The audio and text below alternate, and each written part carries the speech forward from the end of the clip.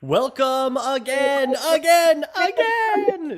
to SplunkTalk, a Splunk podcast that's all Splunk and no junk. I'm your host, Burch, with Hal. co-host. Hey, how'd you know what I was going to say? I mean, I'm getting used to it, you know? Yeah. This And is we've like, got like old married couple stuff here. Stop. You always do this. And Dave McAllister is joining us today, our senior technical evangelist. We're going to be talking all about observability monitoring end to end. But before we get into that, what? 3.5 hours. For the next 3.5 hours. Yes. All right. I hope you can go that long, Dave. I actually think I might just barely touch the surface in 3.5 hours. Okay. I like the optimism. That's good. So I got one more check on my bingo card. Okay. IT Super Session. Mm-hmm. Yep. I made the platform super session, and then I think there were 3 at once. Oh, I wanted to go to that one. I could not find it. Well, that was the one that was right. It was the same time. I mean, they're all, some of the super sessions were at the same time. Yeah, you had to pick and choose. You had no choice. No, I'm going to all of them. You have to go back and watch the re-recorded version. But they're all there, so we actually have the option. So that's cool. Yes, we can. Yes, we can. Yes. Like your t-shirt too, Burch. That's a great t-shirt. Yeah. Well, I was going to save it for the end, but you have 2 talks, cool. Right, Dave? Yep, absolutely. Why don't you plug them now, and then we'll plug them again at the end. Okay, well, I just finished one on monitoring practices for modern applications called Seeing Red and Using Use. Red being rate error durations, and Use, of course, being utilization, saturation, and errors for that. Of course. So it's very simple language. So that came from the golden signals, which are, of course, latency, errors, saturation, and traffic.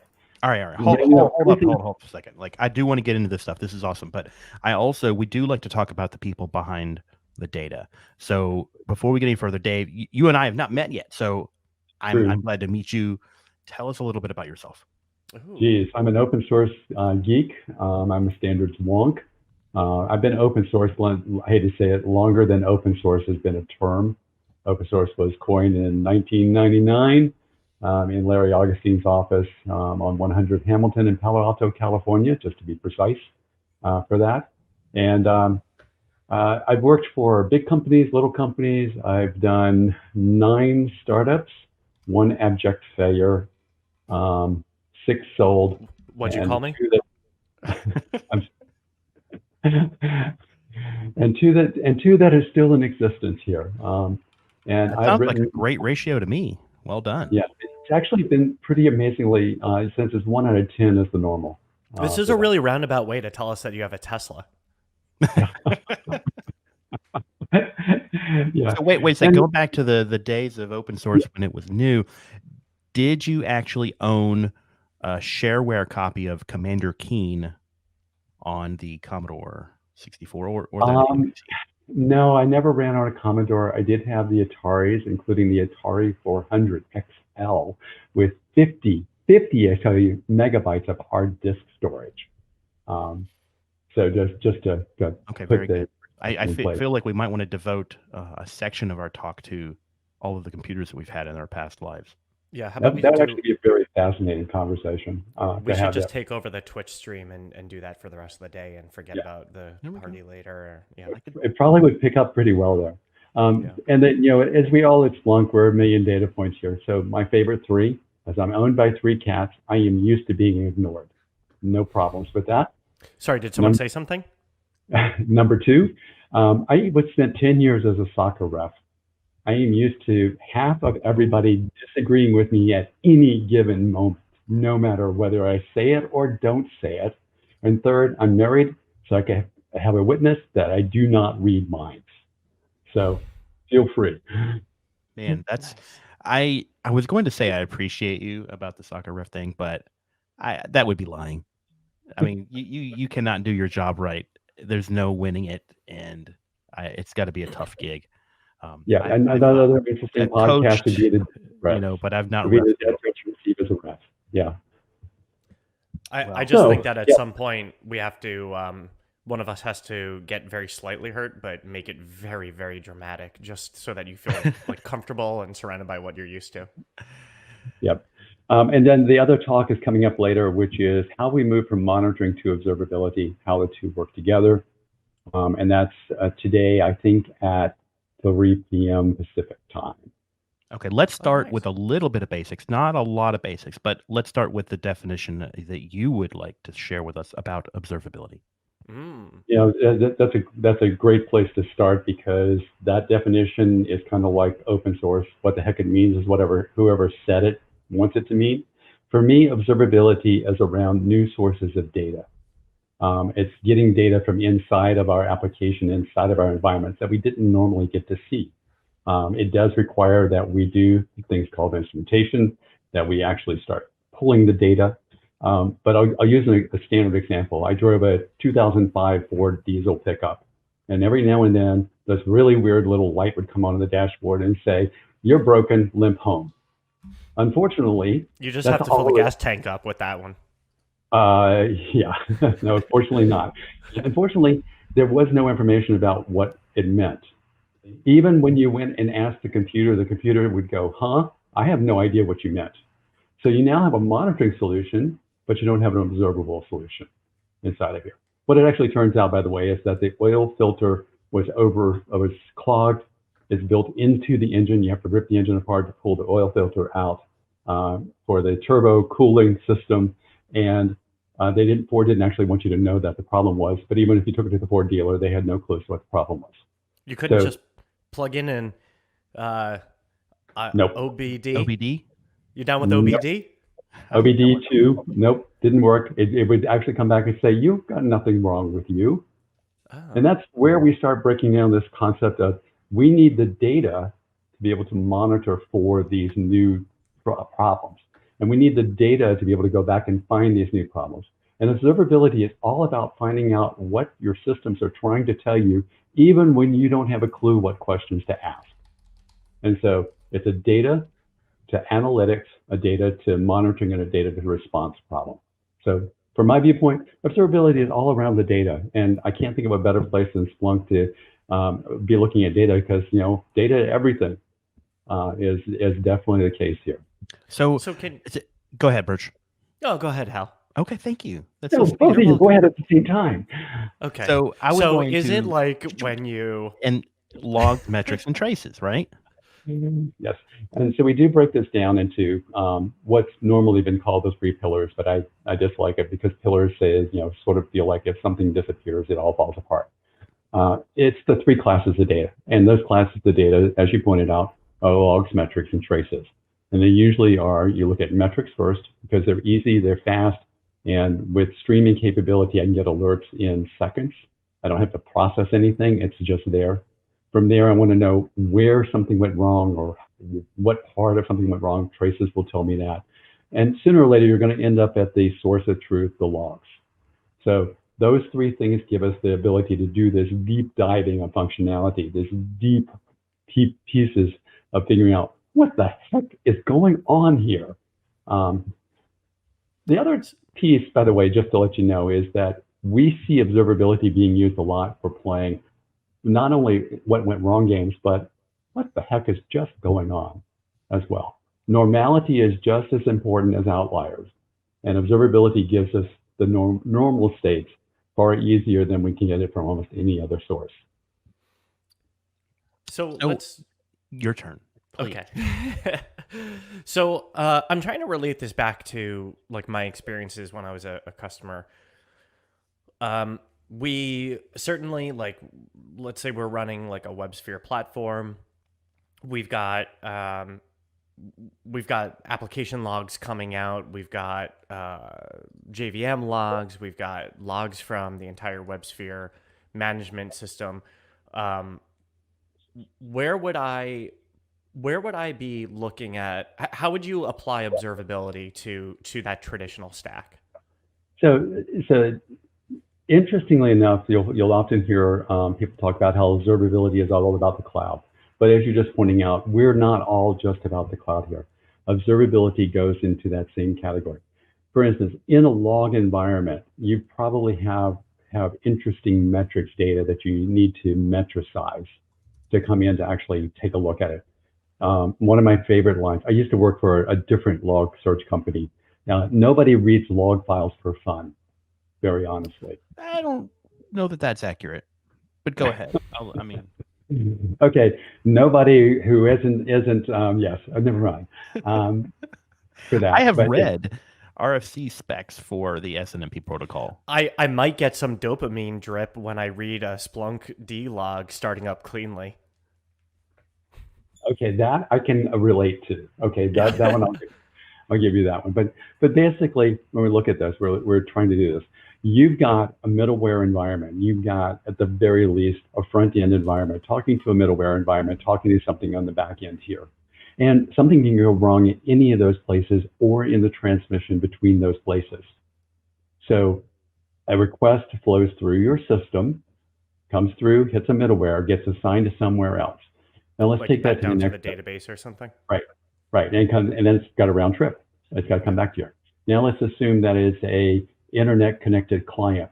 So you're coming in through a browser, and now you have another level of complexity in the browser communication that's going on for this. What can easily happen is you find out on Twitter that your customer no longer can order his famous Acme Anvil widget to be able to track down the coyote. Yeah, or like, I'm just making up an example here, but if anyone were struggling to like get into a conference platform through the web UI or something. That's very self-aware of you. Yeah, it's very just observability.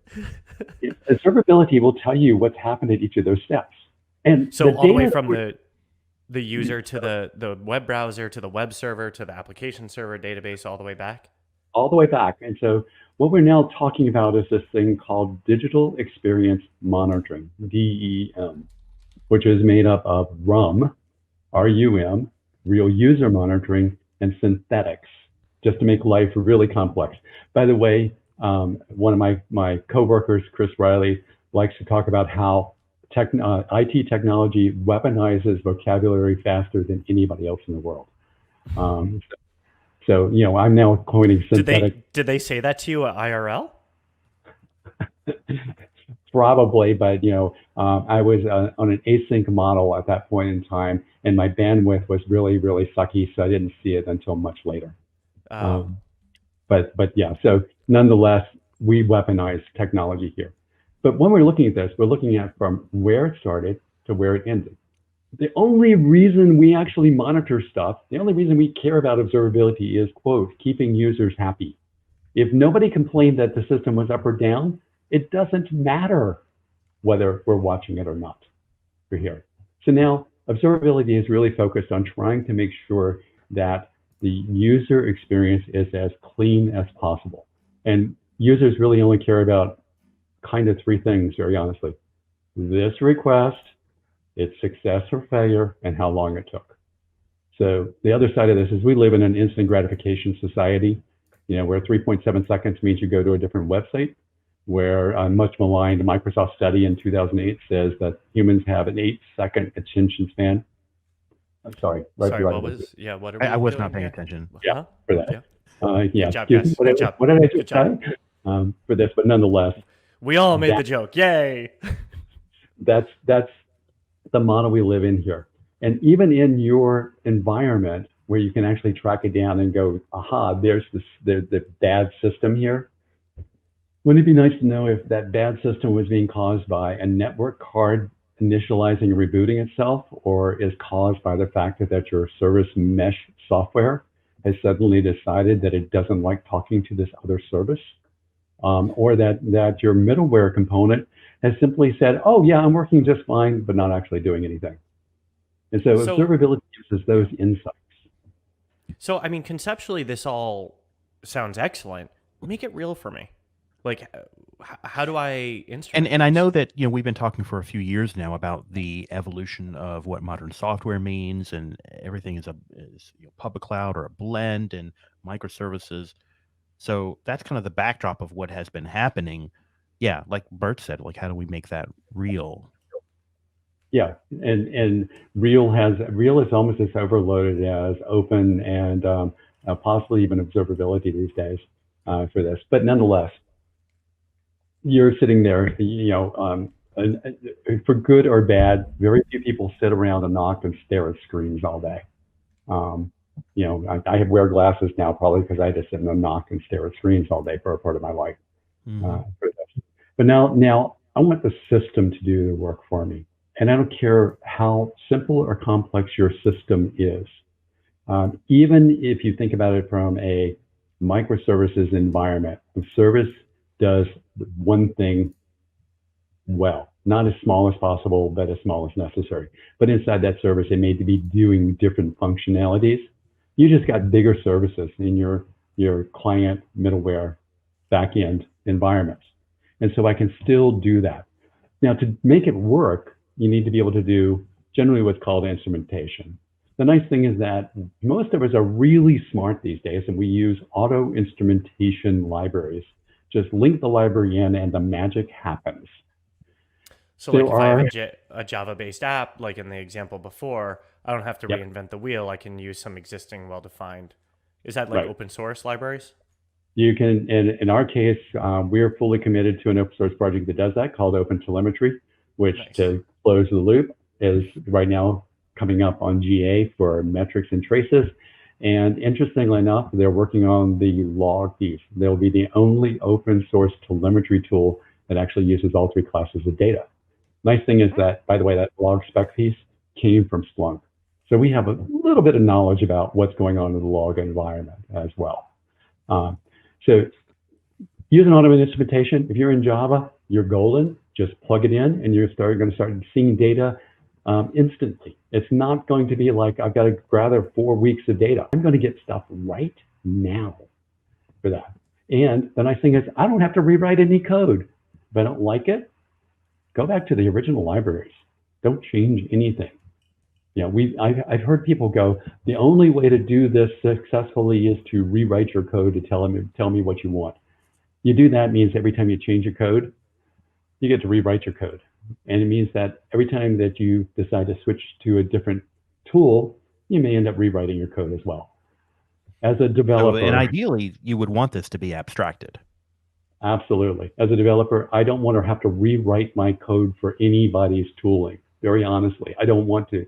It's complex enough to write my code the first time. I mean, how annoying would it be, and kind of the lacking of productivity involved in having to write non-functional code for your tools that actually don't add value to the widget that you're trying to ship. And if you look at the average length of feature requests coming in for any application, it's miles long to begin with. We'll never catch up with all the feature requests to begin with. So don't add a feature request that says, oh yeah, put in this tracking data for me and make sure it works correctly. And by the way, I may change the tracking data that I want to see on a weekly by week basis or a day by day basis. So does this fully replace that? I mean, companies have spent a lot of effort, sometimes in, for example, writing those transaction IDs to a log, and sometimes they've, there's a variety of tools you can do some of these things. You've got tagging software. Yeah, dimensionality comes into play. And by the way, sensible telemetry environments take all of the stuff you're talking about and make use of it as well. And so in my world, my open source world here, tracing kind of started with the open tracing work. It started with products like Zipkin and Jaeger. Here, they also have their own wire protocols. They're widespread. Why would you just throw that away? Just use it. Use the data. So it sounds like it sounds like we're talking about the selling point on not on almost like build versus buy, but like you use the open source ways of doing the instrumentation versus trying to build it yourself. So okay, I'm the customer. I'm sold on it. I'll use your instrumentation. Is the thing here that Splunk is doing are we providing a new way of consuming that data or viewing that data, or are we providing a way of generating that data through the instrumentation plugins, or both? The answer, of course, is a resounding yes. Awesome. You want me to go into details? Okay. So yes, again, we started off by me using the phrase that observability is all around the data, allowing us to answer questions we don't even know to ask yet for this. That means that we get the data in, we need to be able to monitor it, we need to be able to analyze it, and we need to be able to respond to it. And that's where our tools are top of the line. Since we're using streaming functionality, you don't wait for results coming in play here. It's not unusual in a batch-based metrics environment that it'll update every 1 minute or every 5 minutes. So let's pick on clouds, for instance. We have this thing called serverless. An AWS Lambda's average warm startup time is 30 milliseconds. And the average running time for it is something along the lines of less than 3 seconds. Think about how many of those could go wrong if you had to wait for 1 minute or 5 minutes to find out something went wrong. All of a sudden, you're way behind your curve that's happening inside of that picture just because you had to wait for your data to, quote, process. Streaming metrics win, and very honestly. The second thing is people will talk about observability as data to noise problem. It's not a data to noise problem. It's not a signal to noise. It's the signal is your data. If you throw stuff away, which we quite often hear as a sampling model, you are letting somebody else ask questions that you don't even know to ask yet. Remember, our concept is we're going to answer questions we don't even know could occur. If you sample, you have had somebody else pick what questions you're going to be able to answer. And we don't throw anything away. We use every piece of metric, every trace, and every log, looking at all of the data. So you can always find out what's going on inside of that. And third, we made two announcements today about we're acquiring Plumber, we're acquiring a synthetics company for this. We will have the complete portfolio that comes into play that starts at the client and goes all the way through the entire functionality, as well as the DevOps culture. So we'll be able to shift left, do more advanced testing, be able to in a sense, also be able to track standards and norms. In my monitoring talk, one of the lines I use is there are two basic questions. How do you know something went wrong? And how do you know it ever worked in the first place? And with the portfolio, we are able to answer both of those questions at all times. So we only have a few minutes left. I want to maybe go in a little deeper into something concrete. So what was something of your favorite of the many things we've been talking about? Which one kind of has you the most excited? Of the new product stuff? Yeah. Yeah. So interestingly enough, RUM really feels important because, again, we only do this because we want our users to stay happy. Again, if nobody cares if it's running or not, we shouldn't care that it's running or not either. But users care about their individual transactions, what's happening right now. And by the way, it starts over every time they issue a new request, it starts over. RUM gives us that insight, while at the same time, the full fidelity nature lets us go back and say, oh, did it ever work for this user? And I can actually start crossing boundaries into security. Am I looking at somebody who's forgotten their password, or am I looking at an attempt for somebody to crack the system? And so given those pieces here, being able to see what the users are doing from the very front end all the way through to the back end means I've got a better chance of keeping the users happy. At the same point in time, I can pinpoint where the problems exist and get resolution faster as well.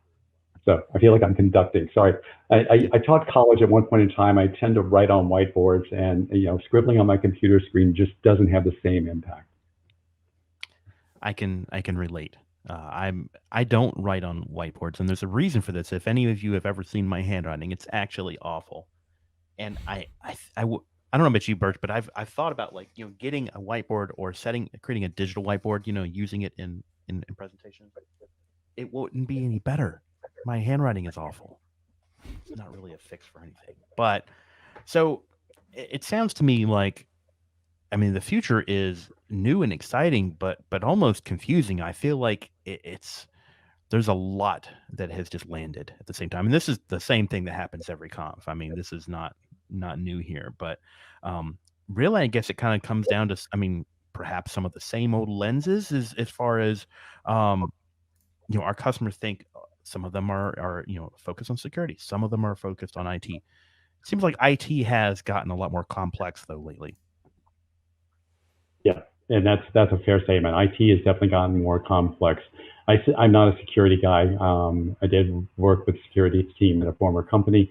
I suspect security has gotten more complex as well for this. But again, it's a very complex space that you can start very simply. Just start getting the data and let's see what the data tells you, and pick the right tools to give you the insight and let you drill into the data. And you're going to find out things that you had no idea your systems were actually doing. Awesome. So any last words, Dave, that you wanted to kind of leave us with?